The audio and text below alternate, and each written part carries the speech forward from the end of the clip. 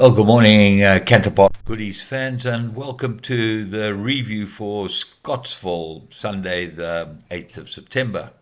Most interesting day, and this will illustrate to you the highs and lows of trying to be a pundit and a tipster.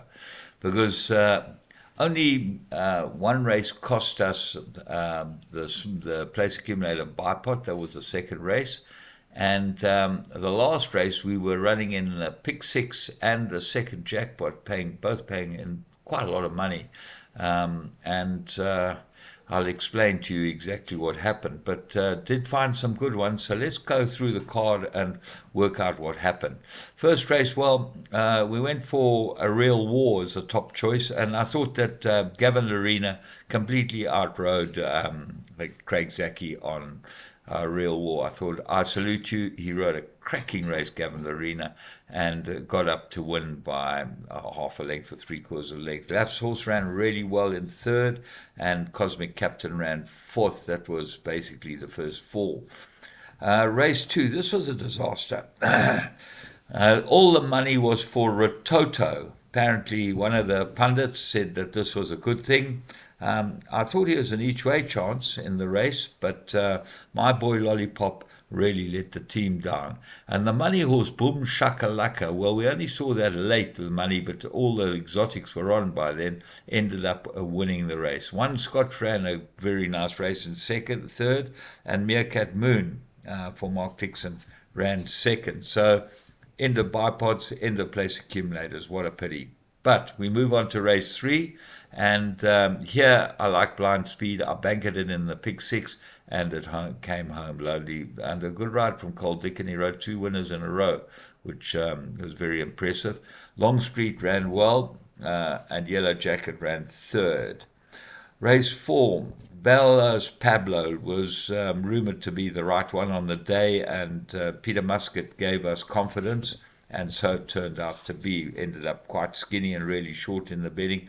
I made New Frontier the best each way, and it ran second and certainly worth following. Now they put the blinkers on it. Disappointments of the race were off the charts. I think that Laf said he'll need gelding, so we'll watch that when he comes back.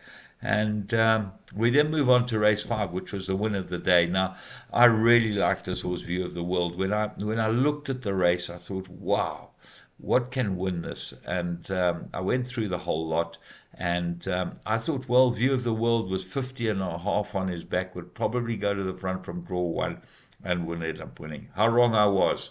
He tucked in the middle of the race and ran on extremely well. So let's have a look at it, and I'll talk you through it. So here we are at the start of race five, and they jump away, and I'm going to run through this whole race with you because the horse on the inside is View of the World, getting a little scrub from Plikey's to try and get into position, but absolutely no chance of keeping his position. So you find that the pace is on, and you've got horses that are going up there that want to be up there. There's French Trip, which ended up running second in the black with the red cap, gets over. That's ridden by Matsunami. He gets to the front, and then there are horses there that want to be up in the vanguard. When we look now, we're sitting fourth or fifth on the fence with the View of the World, Paul Lafferty's runner with Brevin Plikey's on it. John O'Finlayson, nice winner this. I think this horse is going to go on. This is a really, really good win. He's only a 3-year-old by Ideal World out of a Gimme the Green Light mare. I think he's useful, and you'll watch why we think he's useful. Here, bowling along in front is French Trip, going his own pace. Aberdeen second on the fence, and Peter Muscat's horse sitting third. There's a whole lot of maiden winners in this race. But here we go. Code of Conduct moves up on the inside, on the left-hand side. French Trip is in front. Pikey's now moved right out and to come and with his run. And now it starts running on and really runs on extremely well. And you'll see that here he is on the right-hand side of the race course. So he's moved right from the inside to the outside. And a View of the World goes on to win a really, really good race. Race 6, well, I thought probably the best bet on the day, Luna Cam. and so it turned out to be. He won well. He's very fast, Luna Cam, and Tristan Godden rode him well last time. He gave him another very good ride this time. Sapolio ran a good race in second, and Captain Bombshell, after a long rest, ran well in third. Race 7. Well, here I like Colorado Creek as the each way, and he ran a cracking race to run third for Sibongi. A lucrative one. In the preview, I was really quite confident that she would improve. Her time was really good, and she ended up winning. Times really do count. One Smart Cookie looked a little unlucky. Another good time she'd run in, and she likes the course, and the money came for her. Rafif's Choice, no type of run at all. By this stage, we've now won the first jackpot, and we're really cruising into the pick six. I've got like 7 or 8 horses running in the pick six. And my big find of the day was Lazy Guy, and he was 20-1. And he led right up until the last stride or two. We'll have a look at the race, and I'll talk you through it. So we're going through the 400 here, and we pick up Lazy Guy with the white headgear, the white blinkers. He's in front, and he's going to win. And he's just under a hands ride, and I think that this kid made a big error. There he pulls a stick, and instead of him just keeping the horse going, he just actually ends up getting beaten on the post by a Teriyaki, and there they go past the post. Let's watch a slow motion replay, and you'll be able to get a really good idea of how this horse should have won. He absolutely had the race won here. And Plaikes, instead of just keeping going and keeping him, punching him out, he now tries to go for the stick, and that is his fault. All he had to do was keep going to the line. Right, so you're seeing Lazy Guy get touched off by Teriyaki. Pick six paid 50,000 odd rand. Second jackpot paid a lot of money, 7,000-8,000 rand. All these exotics we were going in, and Teriyaki ended up beating us.